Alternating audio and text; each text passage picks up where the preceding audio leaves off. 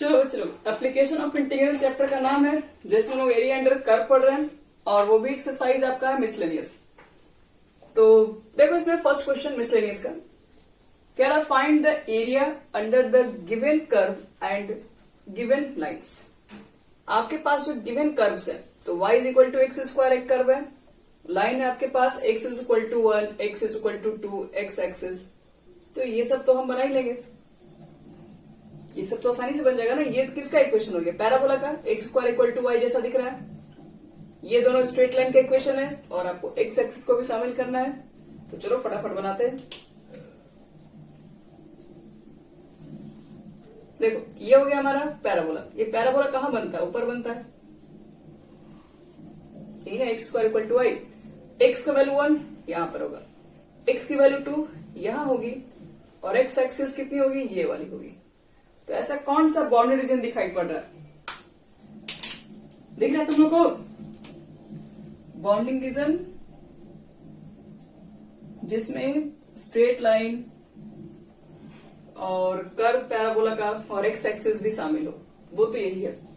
इसके एरिया निकालना है बच्चे लोग। तो इसमें हम लोग एक रेक्टेंगल अगर ले तो इसमें रेक्टेंगल का अपर पार्ट किस पे चलेगा? अपर पार्ट चल रहा होगा आपका पैराबोला पर और लोअर पार्ट किस पे चल रहा होगा? एक्स एक्सिस पर। तो चलो नाम दे रहे हैं ए बी सी डी। तो required area A B C D, A लिख देना, ए बी सी डी है, इज इक्वल टू क्या लिखोगे? इंटीग्रेशन वाई डी एक्स लिखना पड़ेगा क्योंकि आप एक्स एक्सिस के वाई एक्सिस के पैरेलल लियो। वाई डी एक्स जब लिखोगे तो वाई की वैल्यू निकालोगे कहां से? जिसका टच कर रहा होगा ऊपर से। तो ये वाई की वैल्यू इस पे टच यहां से निकालना होगा, पैराबोला की इक्वेशन निकालना होगा, यानी y is equal to x square लिखना होगा। और लोअर लिमिट, तो ये पॉइंट कितना था? एक्स इक्वल टू 1 था और इसका 2 0 था। तो लोअर लिमिट 1, अपर लिमिट 2। बताओ तो इसका इंटीग्रेशन निकल जाएगा? ये तो सिंपल क्वेश्चन हो गया ना, x के पावर 3/3। चलो अपर लिमिट पुट करोगे तो 2 का क्यूब कितना हो जाएगा? 8/3 हो जाएगा। अब 1 का क्यूब यानी कि 7/3। देख लो तो एक बार आंसर चेक कर लो, इतना आ रहा है कि नहीं? Square unit.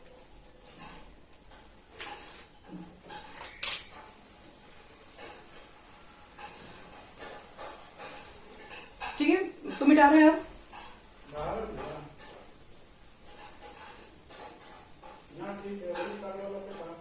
चलो क्वेश्चन नंबर इसके अंदर सेकंड में फर्स्ट का सेकंड करने जा रहे हैं। देखो सेकंड क्वेश्चन क्या है इसमें। y is equal to x के पावर 4 है और x इक्वल टू 1 है और x इक्वल टू 5 है और साथ में x एक्सिस में। चलो इसमें हम लोग का जो एरिया बाउंडेड रीजन होगा उसका एरिया निकालते हैं। तो पहले आप चेक करो ये किसका इक्वेशन है, इसको आगे लिख दो। x के power 4 is equal to y. देखा जाए ये पैराबोला का ही इक्वेशन है, लेकिन ये जो पैराबोला है यहाँ पे देखो y की जो वैल्यू होगी वो काफी ग्रेटर हो जाएगी। मतलब ये थोड़ा पैराबोला ऐसा ना हो कि थोड़ा ऐसा फैला हुआ है, क्योंकि यहाँ पर वैल्यू जो y का मिला है वो काफी बड़ा बड़ा निकलेगा। तो एक्चुअल में है तो ये पैराबोला है,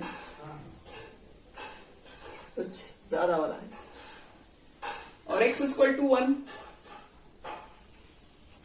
x इक्वल टू 5 थोड़ा दूरी पे, x एक्सिस समझ में आ ही रहा है। तब बच्चे लोग ये बनेगा कि नहीं बनेगा? ये तो बिल्कुल उसी ऐसा क्वेश्चन हो गया कि नहीं है। इसको छोड़ के आगे बढ़े, देख लो सब लोग, हो जाएगा सबसे।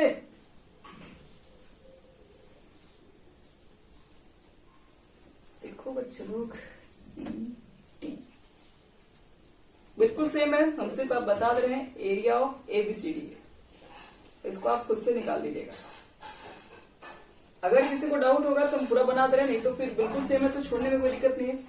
यहाँ टच करेगा बच्चे लोग, अपर पार्ट इस पे चल रहा है पैराबोला पे, वाई की वैल्यू निकालोगे तो x के पावर 4 सिंपल सा इंटीग्रेशन है, निकाल लोगे। x के पावर 5/5 रख दोगे चलो अब बना रहे क्वेश्चन नंबर सेकंड। इसको जरूर कंप्लीट करना आप लोग। देखो क्वेश्चन नंबर सेकंड में क्या है। सेकंड हमसे कह रहा है कि आपके पास एक लाइन है और एक कर्व है, y is equal to x और y is equal to x square. ये एक स्ट्रेट लाइन को रिप्रेजेंट कर रहा है। कहां से पास हो रहा है? ओरिजिन से पास हो रहा है, क्योंकि x का मान 0 पुट करेंगे तो y का भी मान 0। और इसका स्लोप क्या होगा? स्लोप इक्वल टू होगा tan थीटा। थीटा कितना होगा? तो y is equal to m, m की जगह पर 1 है, यानी कि tan 45 डिग्री का वैल्यू, यानी कि 1 हो जाएगा। चलो, और x square equal to y, ये एक पैराबोला का इक्वेशन है जो कि वाई एक्सिस पर बनता है। तो करते हैं।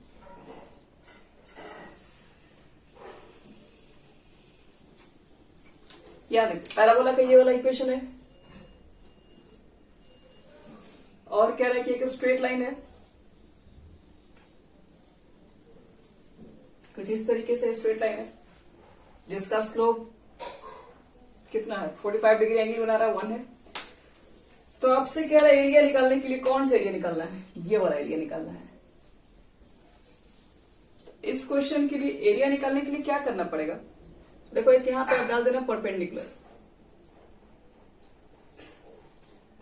और ये परपेंडिकुलर जो ड्रॉ होगा इसका नाम अगर ओ ए बी सी नाम दे देगा हम, तो देखो इसके एरिया कैसे निकालोगे, समझना ध्यान से।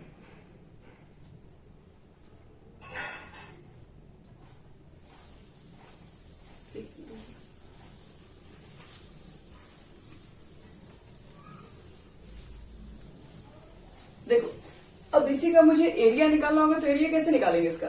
सिर्फ इसका, तो ये पूरे ट्राइंगल के एरिया में से कर्व के एरिया निकाल लेंगे, यही होगा ना। ऐसा क्वेश्चन तुम लोग पीछे किए ही थे। तो इसका लोअर पार्ट 0 है, अपर पार्ट, ये ए का कोऑर्डिनेट हमें नहीं पता है। अगर ए का कोऑर्डिनेट पता होता तो हम लोग क्या करते? इसमें अपर पार्ट यहां चलता है y is equal to x, हम यहाँ पे y की वैल्यू निकाल देते हैं, और ये आपके पास है y is equal to x square. एक काम करो बच्चे लोग, ए का कोऑर्डिनेट निकालने के लिए पहले बी को सॉल्व करना पड़ेगा, और बी पॉइंट निकलेगा इसका एक्स वाई, तभी आप ए का मान बता पाओगे। तो बी को क्या बोलेंगे? B is the point of intersection किसका किसका? Parabola straight line. तो पैराबोला स्ट्रेट लाइन के इक्वेशन को सॉल्व करोगे तो बी का कोऑर्डिनेट निकल जाएगा। तो सॉल्व करने पर क्या आ जाएगा?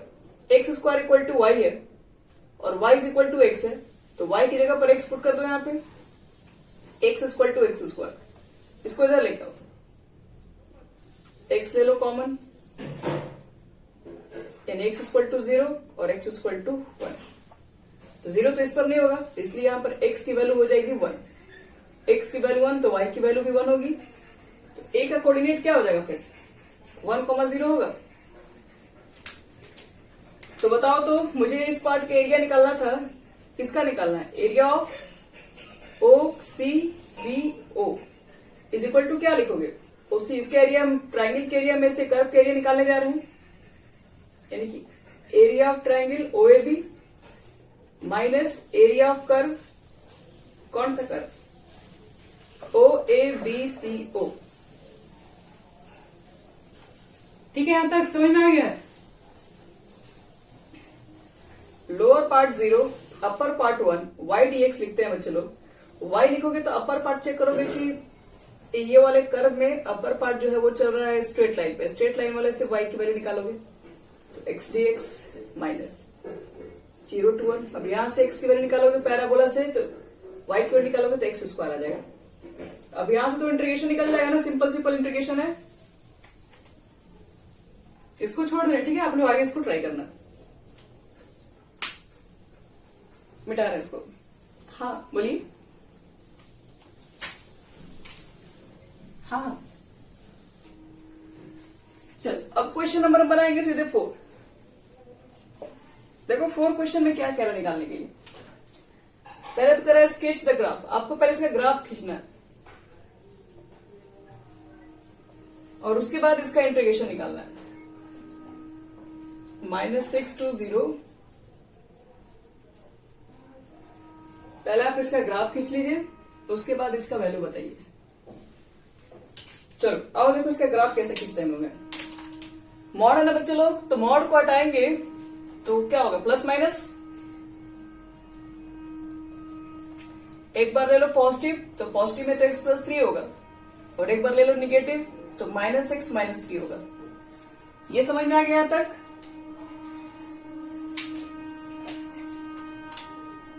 हाँ वो ये बता रहे यहीं से, ये दोनों आपके पास क्या एक है, एक स्ट्रेट लाइन को रिप्रेजेंट कर रहा है। डायरेक्टली तो बता देंगे लेकिन सबको समझ में नहीं आएगा मॉड वाला, थोड़ा मेहनत करना पड़ेगा।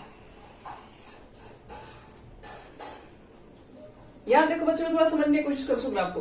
क्या आप मुझे बता सकते हैं कि किसका इक्वेशन है, y is equal to x plus 3, straight line. हाँ, ये स्ट्रेट लाइन का स्लोप क्या है, स्लोप यहाँ पर 1 है, एंगल कहा जाए इंक्लिनेशन 45 डिग्री है। तो और ये कहां से पास हो रहा है, क्या ये ओरिजिन से पास हो रहा है, नहीं। x का मान 0 पुट करेंगे तो y की वैल्यू 3, x का मान 0 तो y मतलब y इंटरसेप्ट कितना है, y इंटरसेप्ट 3 है, 0 3 ही ना पड़ेगा। तो एक लाइन बनाओ जो कि 45 डिग्री के साथ एंगल बनाते हुए x एक्सिस पे 0 3 से पास हो जाए। तो ये लाइन किधर बना सकते हो, ये लाइन तो आपका इधर ही बनेगा,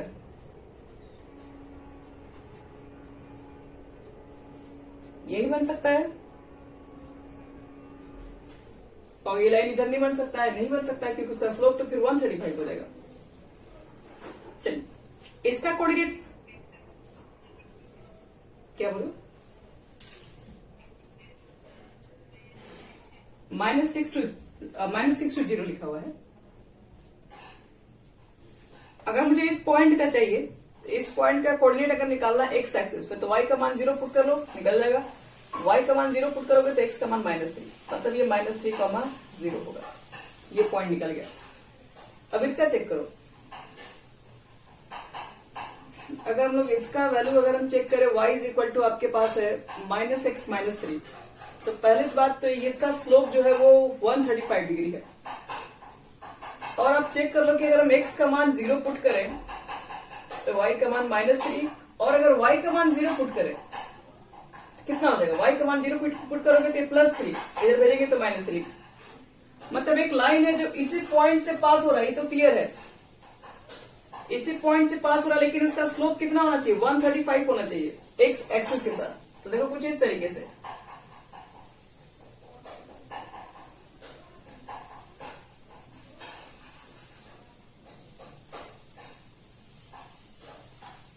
और फिर क्या कह रहा है, आपके पास बॉन्डिंग रीजन क्या है, 0 और -6 है, तो 0 आपका यहां पड़ेगा और -6 कुछ यहां पर पड़ेगा। तो ये जो बॉन्डिंग है इसके द्वारा आपको इस लाइन को बॉन्ड करना है। एक आपके पास 0 है, तो 0 ये वाला बॉन्डिंग रीजन एक ही है। तो इसके बीच में आपको जो सैडेड रीजन जो दिख रहा है, -6 और 0 के बीच में इसका एरिया कितना बॉन्डिंग होगा वो सब निकालना है टोटल।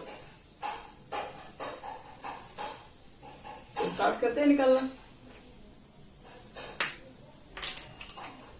तब बच्चे लोग इसका इंटीग्रेशन निकालने के लिए आप क्या करेंगे, इसका एरिया निकाल के 2 से मल्टीप्लाई कर दो, क्योंकि यहां से डिस्टेंस है, यहाँ का भी डिस्टेंस सेम ही है। तो इसका एरिया कितना है, कैसे निकालोगे, तो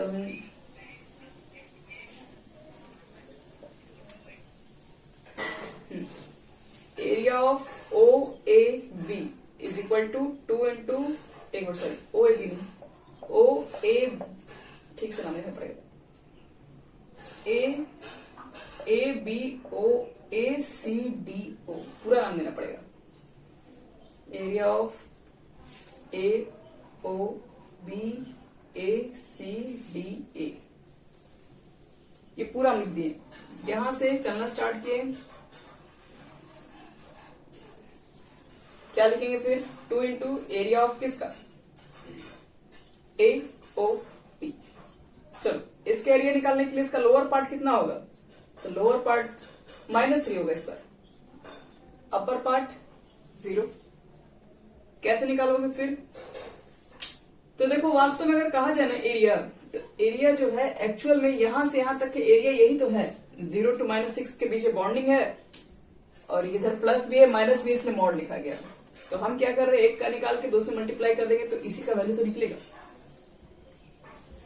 तो देख के बताओ कितना हो जाएगा इसमें। 0 to -3 है, यहाँ पर रेक्टेंगल खींचोगे, अपर पार्ट इस पे चलेगा, और ये किसके लिए पहले वाले के लिए इक्वेशन खींचे थे, यहाँ से y का मान रखते हैं, y का मान आपके पास x+3 है तो dx। अब ये सिंपल है, x+3 का इंटीग्रेशन कितना कल बताया था शॉर्टकट।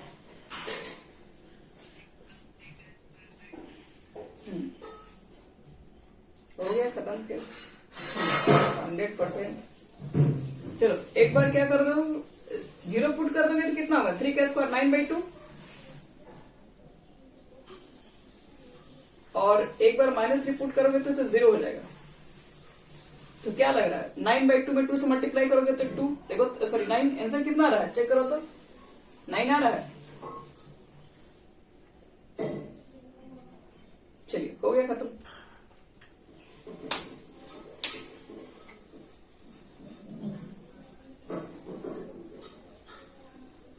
अब देखो नेक्स्ट क्वेश्चन 5 नंबर बता रहे, मिटा रहे इसको।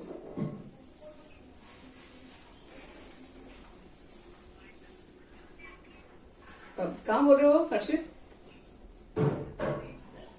ये इसका ये बॉन्डिंग है 0 to -3 -3 to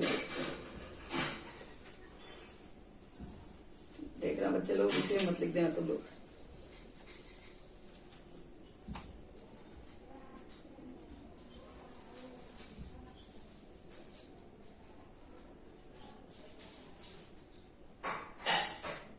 हो गया प्रिया,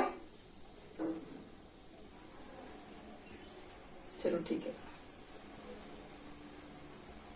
चलो नेक्स्ट क्वेश्चन पे हम लोग आते हैं। क्वेश्चन नंबर हमारे पास 5 है। देखो 5 क्वेश्चन में क्या कह रहा है। 5 क्वेश्चन में आपके पास है, कह रहा है find the area of bounded by the curve. Curve कौन सा है, तो y = है पहला कर्व sin x।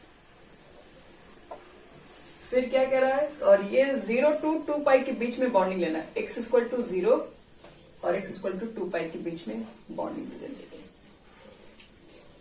चलो अब इसका पहले ग्राफ खींचते हैं, फिर इसके बीच का एरिया निकालते हैं कितना होगा। तो सबसे पहले y = sin x का ग्राफ कुछ याद है, 0 से यहां पे होता है।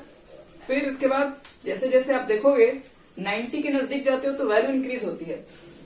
तो ये होता है हमारा x एक्सिस, ठीक है, और ये y एक्सिस। y एक्सिस की जो वैल्यू होती है वो 0 to 1, क्योंकि y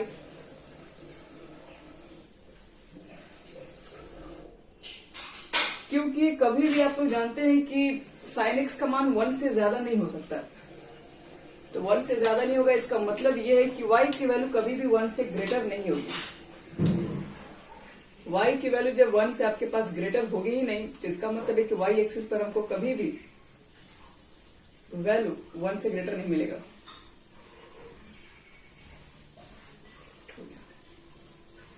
तो देखो ग्राफ कैसे बनाएंगे इसको, यहां से स्टार्ट करो।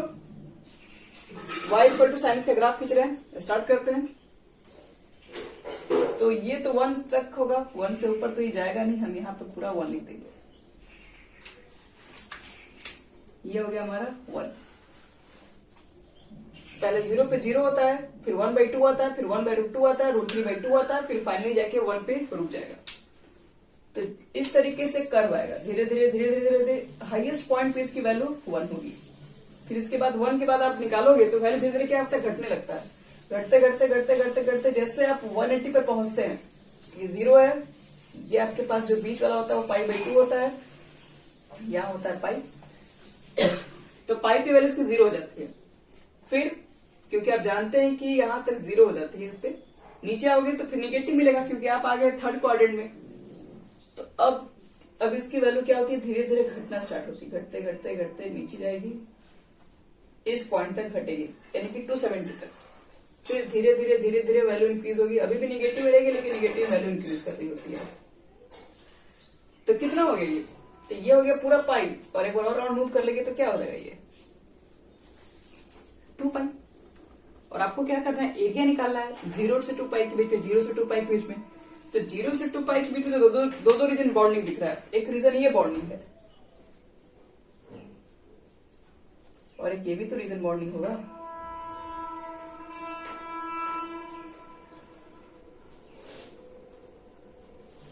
तो एक का निकाल के 2 से मल्टीप्लाई कर देंगे बच्चे लोग।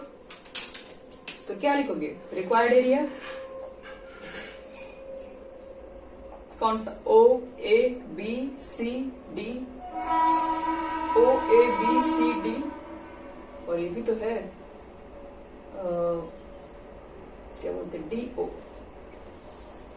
ये पूरे पार्ट का हमको एरिया चाहिए, इसका भी चाहिए, इसका भी चाहिए। तो देखो फिर कैसे निकालेंगे इसका एरिया।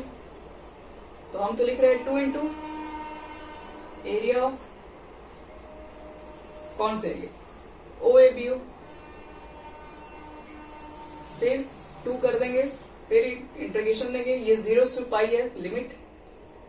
आप लिखेंगे y dx और इस पर रेक्टेंगल खींचोगे तो अपर पार्ट चलेगा ये कर्व पे, और कर्व है आपके पास, कर्व का इक्वेशन ये है, y की वैल्यू पुट करना होता है यहां से। तो y इज इक्वल टू निकालोगे तो sin x। अब ये तो सिंपल सा इंटीग्रेशन है ना। साइन का इंटीग्रेशन कितना होगा बच्चे लोग? साइन का तो माइनस कॉस ना, तो साइन का लिख दो माइनस कॉस। एक बार अपर लिमिट, कॉस पाई की वैल्यू किसी को याद है? Lower limit. कॉस पाई की वैल्यू होती है -1, कॉस 0 की वैल्यू होती है 1। -1 कितना हो गया? -2। अब बाहर में है -2, कुल मिला के हो गया आपका 4। चेक कर लो तो आंसर 4 आ रहा है।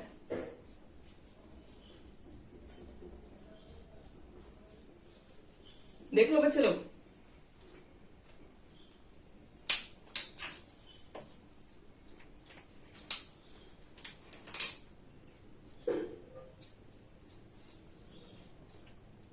तो इसका मतलब है कि दोनों का एरिया 4 है, तो एक ठो का 2 होगा, दूसरे का 2 होगा, और ये हमेशा फिक्स होगा। यहां तक हो गया सबका? क्या एरिया? ग्राफ के एरिया मतलब ग्राफ कैसे बना वही ना। अच्छा एरिया, यहां देखो अच्छा ग्राफ बताना है कैसे हुआ, ठीक है कोई बात नहीं। तो फिर एरिया में दिक्कत है। देखो देखो देखो बता रहे ये एरिया क्या है, किसका निकालना, नाम दो सिर्फ। ओ ए बी सी डी, अब पूरा लाइन ले लीजिए। ओ जो दिख रहा है उसी को तो एरिया लिखना है, जहां से साइड दिख रहा है। इसका एरिया इज इक्वल टू हम क्या किए, 2 इंटू हम इसका एरिया सिर्फ लिख दिए ओ ए बी ओ, ठीक है ना। तक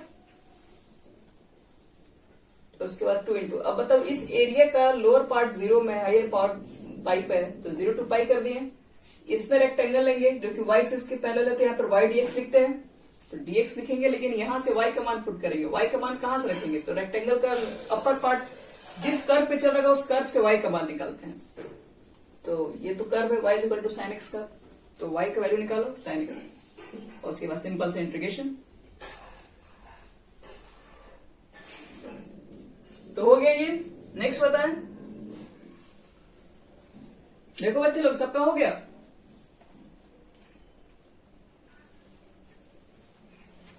चलो तो अब क्वेश्चन नंबर आपको हम बता रहे हैं इसमें 6 number.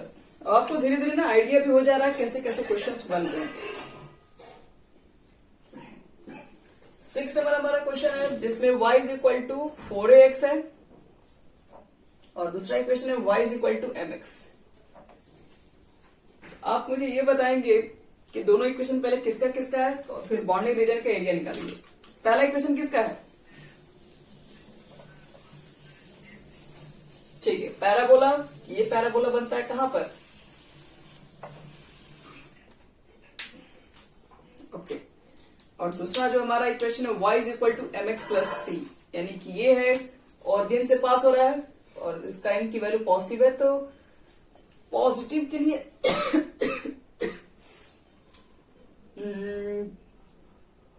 y is equal to सिर्फ mx लिखा है, तो किधर से बना जाए हम लोग, इधर से बनेगा ना, पॉजिटिव स्लोप होगा। ऑडियंस से पास होगा और एक्स के साथ मतलब 90 से कम एंगल बना रहा होगा। तो अब आपको क्या करना है, इसका एरिया निकालना है। ये जो बीच वाला जो आपको पार्ट दिख रहा है उसका आपको एरिया चाहिए होगा। बताओ, ऐसा क्वेश्चन कुछ देर पहले एक बनाए थे हम लोग। इस पॉइंट का निकाल लेंगे कोऑर्डिनेट, बताया था ना। इस पॉइंट का पहले तो इसको परपेंडिकुलर ड्रॉ कर देंगे और ये पूरे कर्व में से इस ट्रायंगल के एरिया को निकाल देंगे। तो पूरे कर्व में से y का मान निकालना पड़ेगा और इस ट्रायंगल से भी y का मान निकालना पड़ेगा। तो क्या लगता है बच्चों लोग, तुम लोग बना लोगे इसको? ये दोनों इक्वेशन को सॉल्व करके पहले इसके कोऑर्डिनेट निकाल दो। देखो कोऑर्डिनेट तुम लोग को बता दे रहे हैं। y की वैल्यू mx है, ये चीजें हम यही पुट कर दे रहे हैं। तो क्या हो जाएगा m स्क्वायर x स्क्वायर, और इसको जाके इधर लेके आओ माइनस 4ax, कॉमन ले लोगे क्या चीज x, क्या बचेगा m स्क्वायर x। तो x की वैल्यू 2 निकल रही है, एक तो 0, 0 को कोई पूछने वाला नहीं है इस पॉइंट पे, तो x का मान 0 नहीं हो सकता। यहां से x की वैल्यू निकालोगे तो क्या हो जाएगा, इसको इधर भेजेंगे तो 4a बटे में m स्क्वायर। ठीक है, x का मान निकल गया। अब बताओ y का मान कितना होगा। ये वैल्यू यहां पुट करके y का मान निकालेंगे।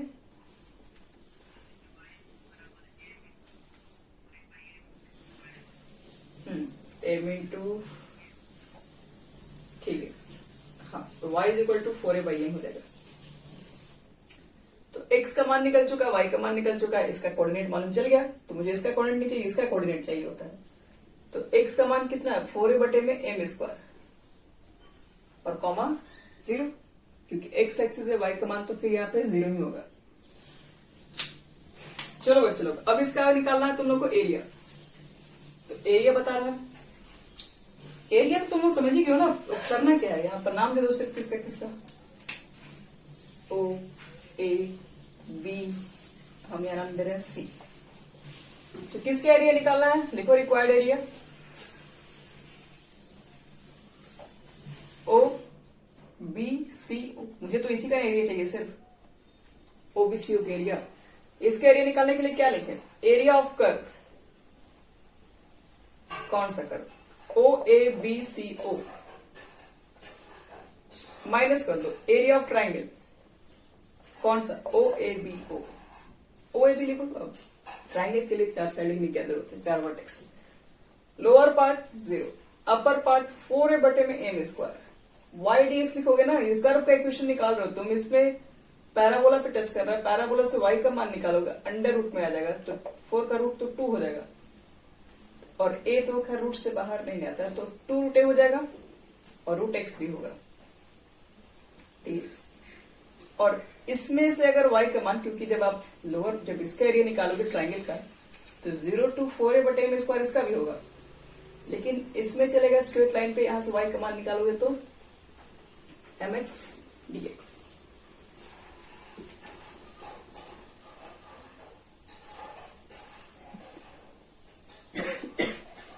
सबको समझ में आ गया यहां तक?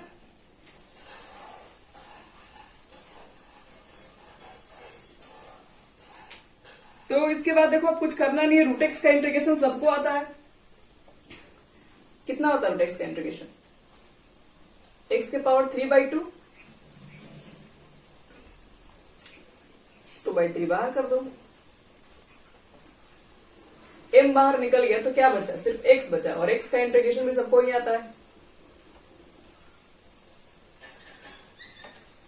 क्या तक समझ में आ गया ना? अब एक बार अपर लिमिट रखो, लोअर लिमिट तो 0 है, खत्म ही है।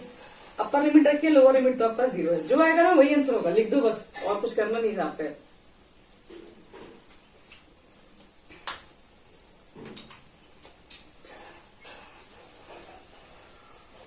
और इसमें बच्चे लोग, इसमें और भी क्वेश्चन हैं, लेकिन अब क्वेश्चन कहेंगे कि आगे आप क्वेश्चन आप लोग ट्राई कीजिए, क्योंकि 6 तक हम लगातार बना दिए इसमें। बाकी आपको 7 से लेके 8 से लेके 9 से केवल देखो क्वेश्चंस दिया हुआ है, ठीक है।